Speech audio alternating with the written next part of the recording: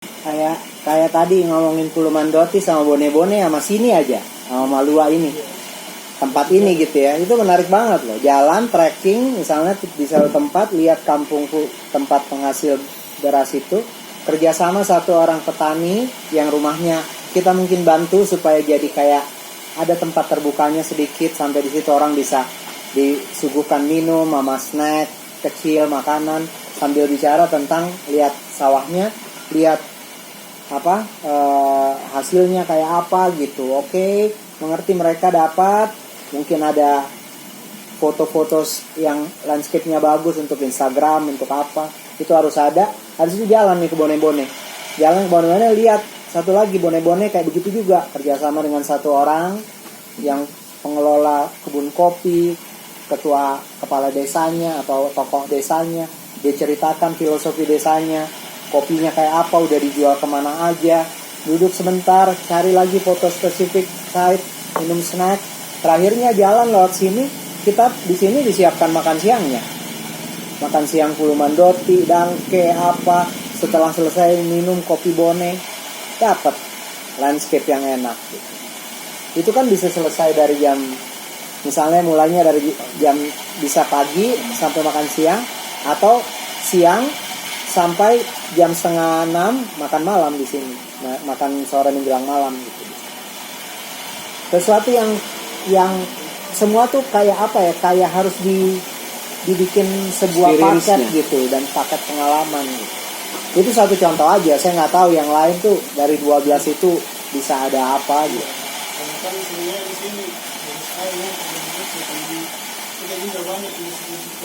Nah itu kemarin suling apa tuh, bass ya, itu frekuensi tinggi banget itu mainnya. Dan itu lagi sekali lagi bayangkan yang main orang tua semua loh. Tapi mestinya sih ada juga yang anak-anak ya, ada toh. Kalau bisa dicariin yang anak-anak yang apa yang aduh, ya. Ini teman-teman nggak? Terus begini, kemarin saya sempat cerita Kak Ida, pernah upload share di grup Kuang Menuju Klaim itu tentang desa festival desa budaya. Iya. Nah, itu sponsornya Astra Honda yang dibiayai.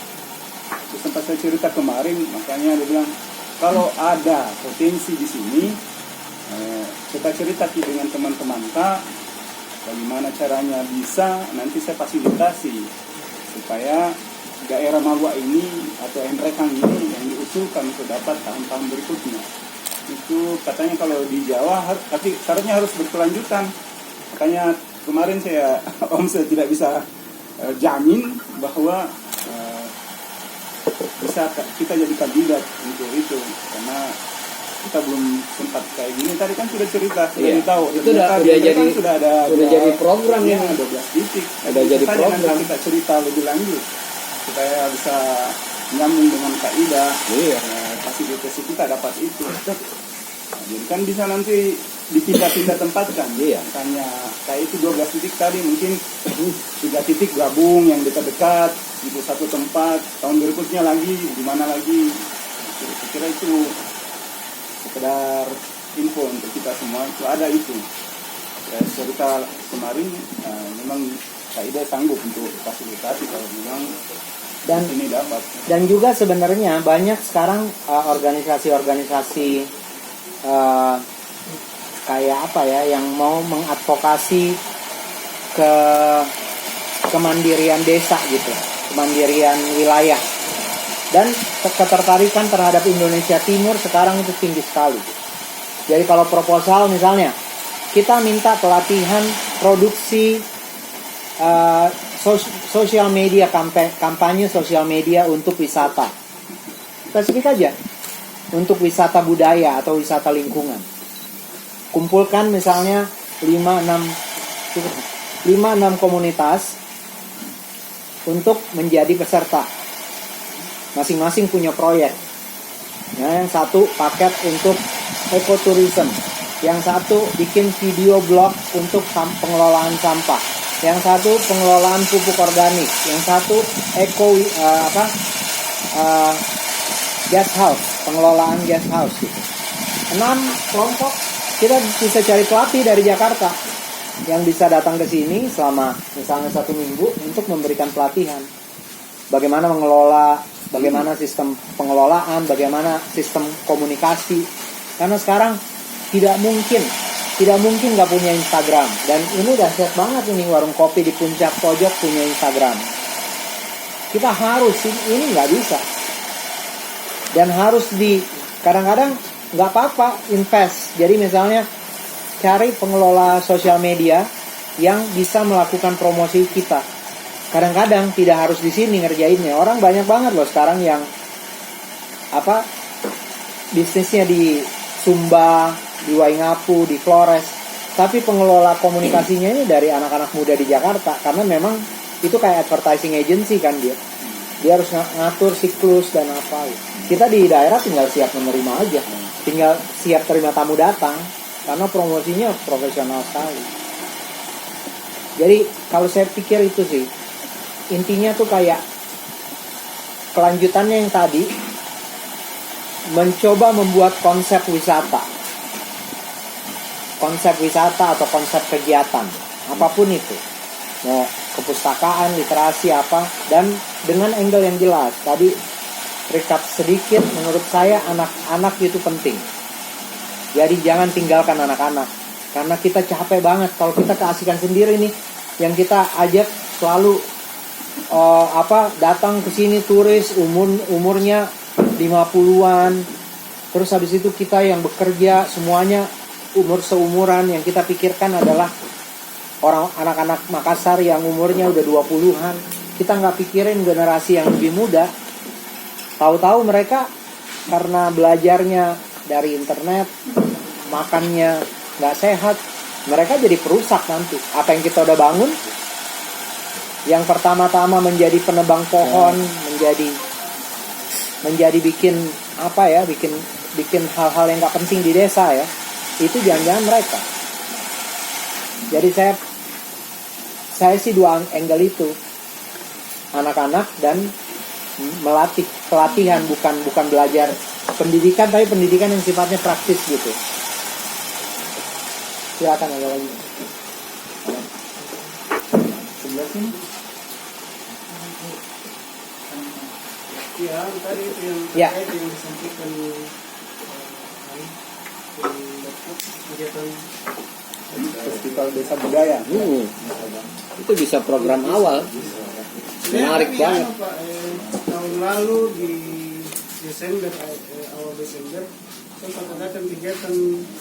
Tapi ini saya kemarin sama teman 2 orang langsung hubungi ke kementerian, dan itu dari dinas pariwisata kami dikasih dana waktu itu untuk dari generasi pesona Indonesia Genpi. Jadi kami dikasih dana waktu itu untuk pembuatan langsung ada namanya sini pasar Mamesa. Dan itu dianggarkan Mamesa. Iya, pasar. Yang kami sudah cuma kembali lagi ke situ yang tadi yang berkesinambungannya, karena setelah dari launching itu, dan di situ selama launching 2 hari mungkin kurang lebih 2.000 pengunjung datang, dan semua kuliner tradisional, budaya, kemudian musik tradisional dan budaya lainnya itu kan jenis dalam satu tempat, dan di sini dan di sini. Alhamdulillah berjalan. Cuma itu lagi, kan harusnya dari game itu dia agendanya itu paling tidak 1 minggu sekali tetap ada di pasar kegiatan. Cuma sekarang tidak bisa. Kalau swadaya sendiri nggak bisa ngadain ya, walaupun lebih kecil gitu. Biasa kami adakan festival tradisional. Kita sendiri yang cari sponsor atau bagaimana. Cuma kan tidak ada dalam agenda festival itu yang memang kegiatan rutin. Cuma sebenarnya saja. Jadi memang mesti gitu, mesti jangka panjang. Semua orang begitu. Dia tidak ada orang yang berpikir bahwa pasti ada kepastian tahun depan bisa berjalan lagi. Tapi minimal kalau bikin sesuatu di istilahnya apa ya, dipikirkan baik-baik, objektifnya disusun dari 10 jadi dicoret-coret jadi 7, coret-coret lagi jadi 5, akhirnya jadi 3 tujuan. Tujuannya penting 3 nih. Misalnya mau membangun, memperkenalkan Nrekang dengan berbagai kekuatan budayanya. Terus kemudian sustainability itu sama lingkungan misalnya. Itu 3 esensi besar. Terus habis itu bikin festival pertama tahun 2019 atau 2020 misalnya. Jadi dengan menyebutnya festival pertama, itu sudah ada ikatan untuk melakukan yang kedua, ketiga, keempat, dan seterusnya. Jadi kita memang harus punya kayak goal yang agak jangka panjang dan dari cita-cita gitu.